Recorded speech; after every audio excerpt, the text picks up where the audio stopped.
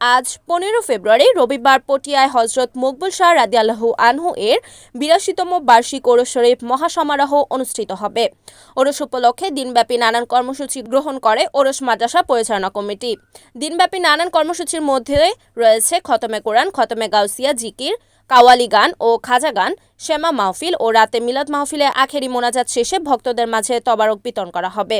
উক্ত বার্ষিক ওরস শরীফ সফল করার আহ্বান জানিয়েছেন ওরস পরিচালনা কমিটির সভাপতি জসিমউদ্দিন, সিনিয়র সহসভাপতি আজিজুল ইসলাম আজিজ, সাধারণ সম্পাদক নাসির উদ্দিন, উপদেষ্টা আলহাজ মোহাম্মদ আবু ইউসুফ, মোহাম্মদ আবু সৈয়দ সহ হজরত মকবুল শাহ রহমতুল্লাহ ওরস ও মাদ্রাসা পরিচালনা কমিটির সকল নেতৃবৃন্দ।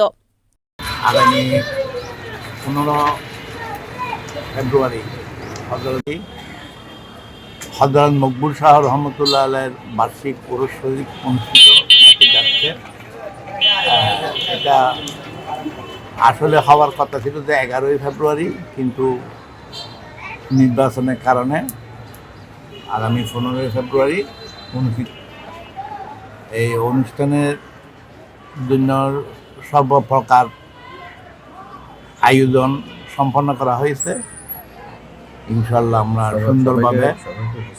সুন্দরভাবে পালন করতে পারবো এবং সবাইকে উপস্থিত থাকার জন্য ও অনুষ্ঠানে অংশগ্রহণের জন্য অনুরোধ জানাচ্ছি। Report Selim Chowdhury, NNTV, Chittagong.